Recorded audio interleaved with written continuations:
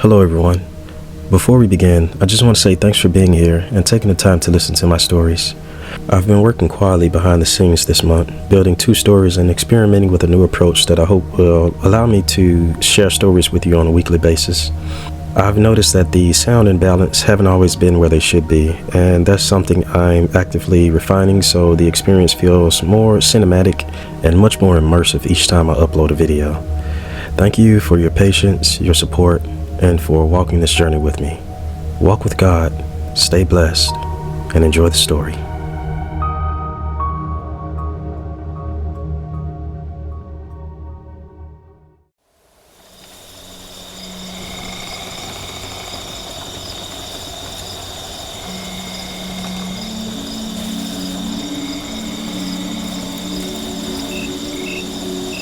The forest was never truly quiet. Even at night, there was always something moving, breathing, living out there in the dark. Jonah Reed used to find that comforting. The chorus of crickets, frogs, and the distant snap of a branch as a deer passed through the hollow below his tower. It all meant one thing, that the forest was doing what forests always do, being one with Mother Nature and catering to all of the inhabitants within it. Imagine if your ordinary routine and repetitive life was just as normal as anyone else's, right up until the moment it wasn't, and the story you laughed off as folklore had been real all along and shattered all of your beliefs completely. You alive over there, Reed? Or did the paperwork finally kill you? I'm barely making it, Cam. I think I signed my solo away to the Department of Forestry like, 3-4 hours ago. It was Jonah's second week in the tower. Cam Hart had been here for 3 seasons already. Her tower stood miles away on another ridge, just close enough to see her beacon light when the sky was clear. Most nights, all they had was each other and the radio. What about you, Tower 2? You file your reports like a responsible adult? I highlighted 3 paragraphs, wrote, see attached, and then I didn't attach anything. So yeah, A+ government performance. This week was nothing but routine, same as the week before. Check the perimeter, log the weather, watch for smoke and talk trash over the radio.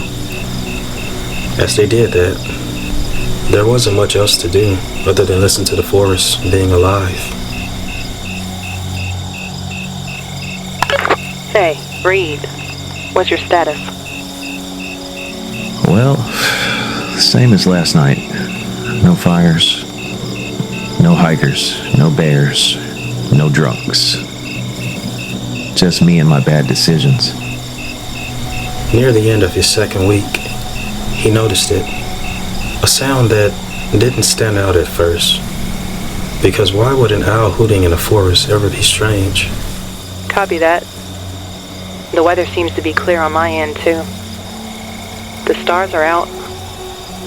It's kind of pretty, actually. Trust me, I'm cherishing the moment. Me, my tower, and...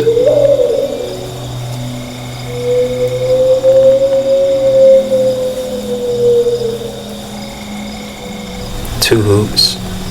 Nothing unusual about it. Except for the way it made Jonah feel. Hey, Cam. Any chance that owl is nearby? Probably. Why? Well, don't laugh at me, but I just heard one. It sounded the same as last night. Exact same hoot. Same time. Okay. Not exactly headline Ms. Reed. No, it... Nothing. He didn't mark it down. Because, at the time, there was nothing unusual about it. Neither he nor Cam thought twice about it. He began to feel silly for even bringing it up. Owls hoot randomly all the time. And sometimes they hoot around or at the exact same time as the night before, so there was nothing to report. Nothing out of the ordinary. Not tonight, anyway.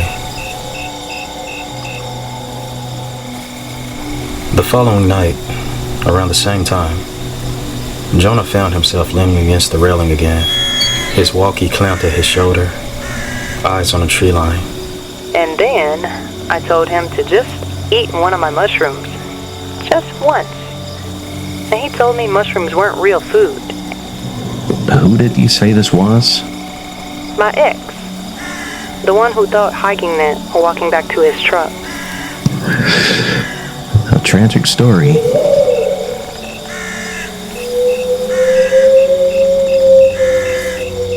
I just heard it in here. What? What's wrong? That same owl. At least, I think it's the same owl. Anyway, same time as last night. Same exact hoot. Reed, be honest with me. How many days we talking since you last interacted with, people? Actual people. Excluding me, of course. Wow. 2 weeks in a tower, and suddenly you think I'm losing my mind. All I'm saying is, isolation hits people weird in a variety of ways. Some get touchy, some get spiritual, and some even start naming raccoons. He got leadership qualities. Uh-huh, sure. Seriously. All jokes aside, I'm telling you, that hoot was identical. Pitch, spacing, everything. Like deja vu, but for your ears. All right. Ranger, listen for the night. Owls do not usually hoot the same way every time, Jonna. They change pitch depending on distance, mode, and territory. Sometimes they double hoot. Sometimes they space it out. It varies. And two owls rarely sound exactly the same. I'm not an ornithologist, but I know enough to say they're not robots. Jonah almost let it go. Almost believed the explanation. Almost stopped thinking about the perfect timing of the hoot. Until Cam heard it herself.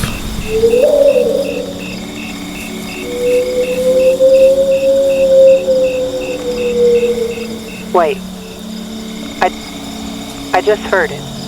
Was it the same call? Yeah. 2 hoots. West side of my tower. All right. Listen. Let's not overthink it.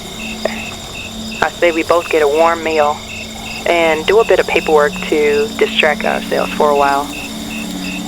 I'm gonna call that a night soon, Jonah. If you need me, call me. And just like that, they let it go. But Jonah still marked the time in his log. For him, the patterns didn't make sense, and they didn't feel like a coincidence. Over the next few nights, the pattern held. Same time, and as far as they knew, the same owl. Same 2 soft hoots, cutting the dark in half. And then the forest began to thin out a bit, and they told themselves it was just a cold snap. The crickets stopped first. Then they stopped seeing deer moving in the hollow. No raccoons raiding the trash bins. And no distant yips of coyotes.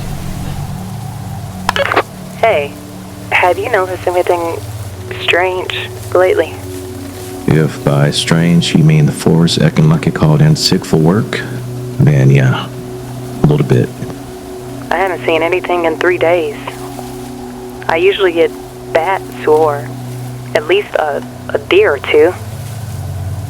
I don't even see any moths or hear crickets or anything. It's just empty. They went quiet at the same time. Both of them silent and listening, waiting, and then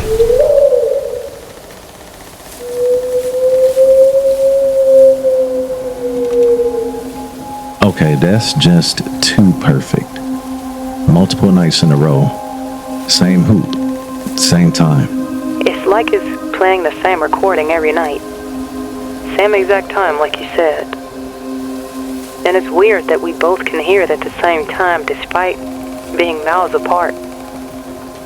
It doesn't make sense. Yeah, tell me about it. by midnight, Jonah had already logged the owl twice. Same time. Same perfect pitch. But tonight, the forest felt different. Nothing moved. Nothing sang. It was complete, utter silence.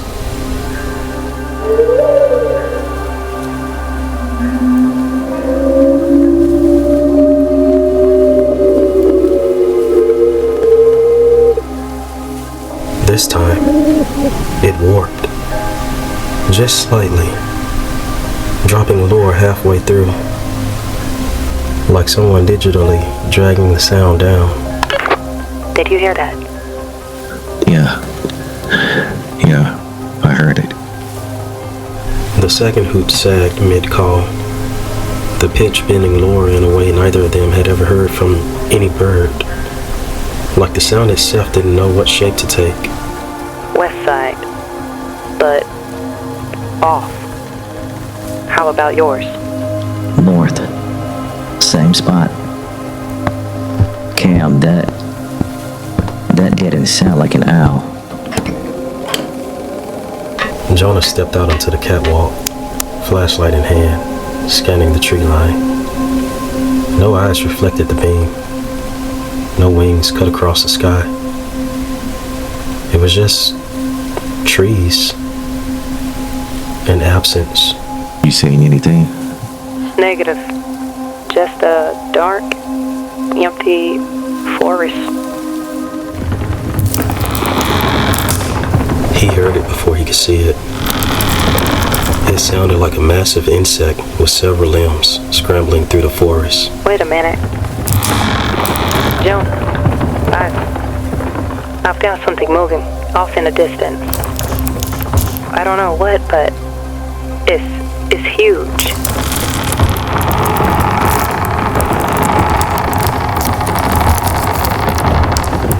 Two towers, miles apart. Same sound, same rhythm. As if whatever was moving out in the forest obeyed a tempo that only it could follow. And then suddenly, it stopped. The absence of noise felt louder than the sound itself, as if somewhere below, something had turned its attention upward. Moonlight spilled out across the forest, and it was just enough to sketch outlines across the hollow. Holy shit. Jonah, I think I see it. Tell me what you see. I can't. I mean, it's massive. I can't see all of it, but I mean, the trees are blocking most of it. It looks like multiple limbs, thick limbs, and they look like they're covered in feathers, I think. I don't know, Jonah. I mean, I can barely see this thing.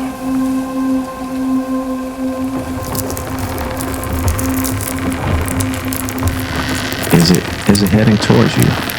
Yes, and fast. Jonah stared out into the darkness, but he couldn't see anything. He could only see the trees bending, whole pines shuddering, shivering, cracking, as something huge cut a path straight toward the base of his tower. His instincts shoved him into motion. He ran inside, ripped open the emergency case, loaded the flare gun, ran back outside, and shot the flare into the sky. Everything stopped. The skittering, the hooting.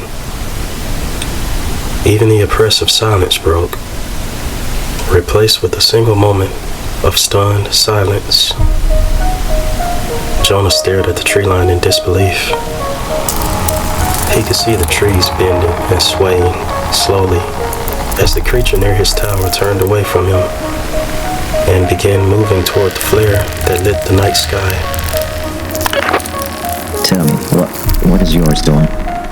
I don't see anything. It just stopped moving. Is that your flare in the sky? Yes. I wasn't sure if it will work, but the light seems to be drawing them in. What does that even mean? Listen, we've got a way out, but we don't have much time. I don't know what these things are, and I don't want to know. I said we leave the towers, we make for the jeeps, and we head toward Ridge Point Creek. We fire flares one after the other. Yours, then mine. Mine, then yours. We keep those things chasing the sky instead of us. We use the light to drag them away long enough to get to the vehicles, and we drive the hell out of here.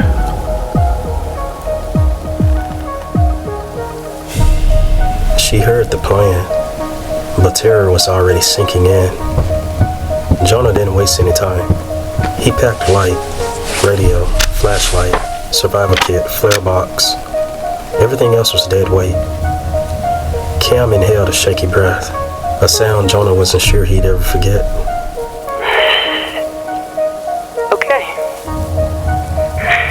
Okay, let's do this. You've got this, all right? On 3. 1, 3. Jonah practically threw himself down the tower ladder, bag over one shoulder, flare gun in hand. The forest was alive again, but with the wrong things.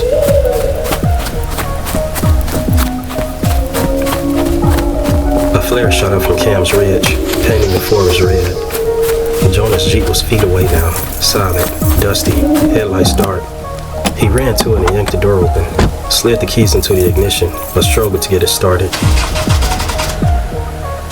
Come on, buddy. Come on.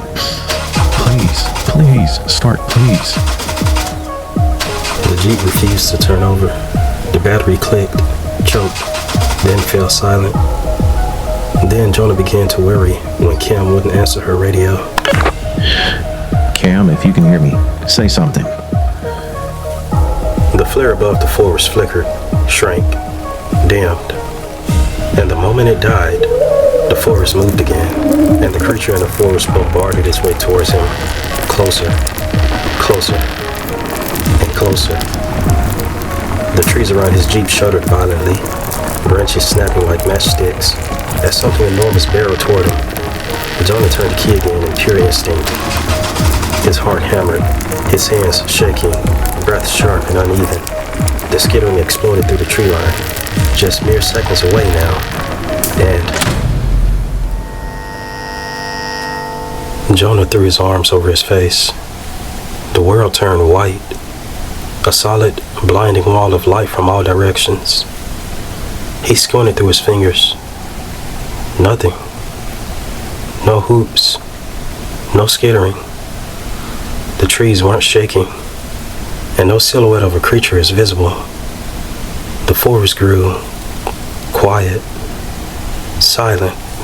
No sound at all could be heard from the surrounding forest. Just pure radiance swallowing the forest whole. Jonah blinked tears from his eyes, trying to see through the glare. What the hell? What is this? The light buzzed, hovered, wrapped around his Jeep like a cocoon, and then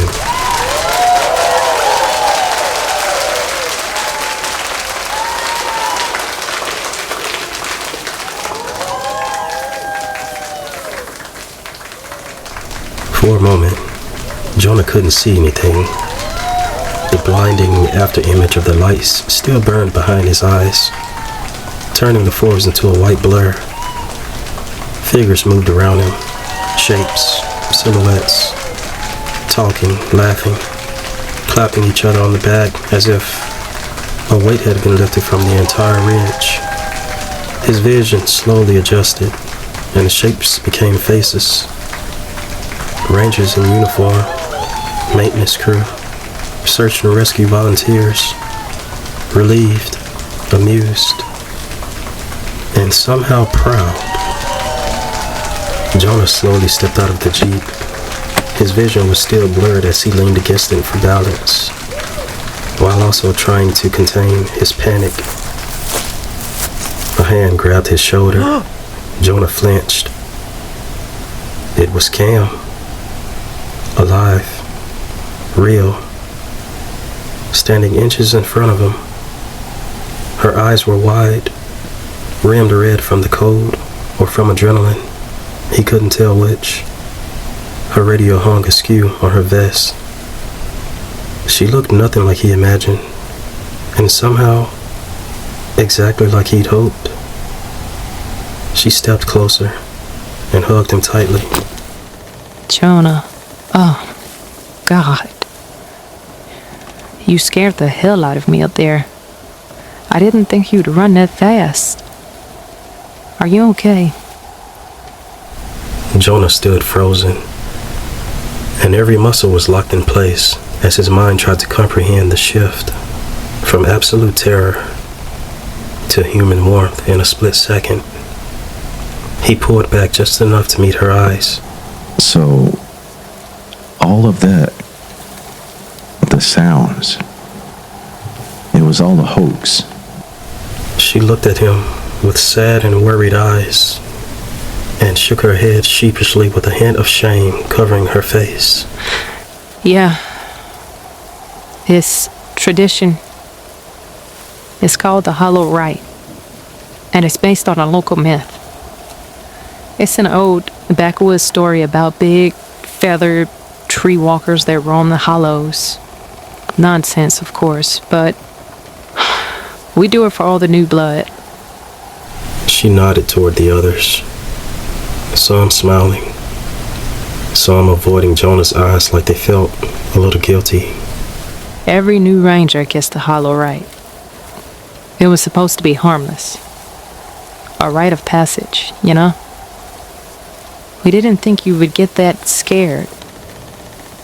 Jonah blinked, confused and still processing. I thought something grabbed you. I thought you were dead. I know. And I am sorry. Really. This is the first time we've ever done this at night. We shouldn't have pushed it this far. For what it's worth, you handled it better than most. That's not comforting. Cam's expression softened completely. She stepped closer, trying to offer words of comfort. I know. But you're alive. I'm alive. And everyone's fine. Around them, the group began to settle, voices lowering, adrenaline wearing off. Some packed away gear, others shut down the generators, and the floodlights were dimmed to standby. What had felt like a party a moment ago now drifted into something quieter, more strained, as if the farther they moved from the prank, the less funny it seemed. Cam kept a hand lightly on Jonah's shoulder as he rubbed his face with trembling hands. Jonah, seriously, are you okay? Jonah exhaled softly. I'll let you know when my heart calms down. She laughed under her breath. A small, warm sound. Comforting. Soothing. Jonah tried to laugh with her. And then Every head turned. Every conversation stopped. The forest, which had been filled with human sound, went instantly quiet. Jonah felt Cam's grip tighten on his sleeve. They all froze, all smiles gone. A few rangers exchanged glances. None of them moved. That wasn't us. We shut the system off. All of it. Everything's down and there's no equipment running. Jonah slowly turned toward the tree line and froze. A shape stood just beyond the reach of the dying floodlights. Massive, unmoving. Its silhouette rippled like feathers shifting in the wind. And dozens of soft, smoldering orange eyes, glowing like dying embers scattered across a towering frame, all opening one by one across the impossible massive shape. And this time, when terror sinks into the hearts of those witnessing it, Jonah won't be alone.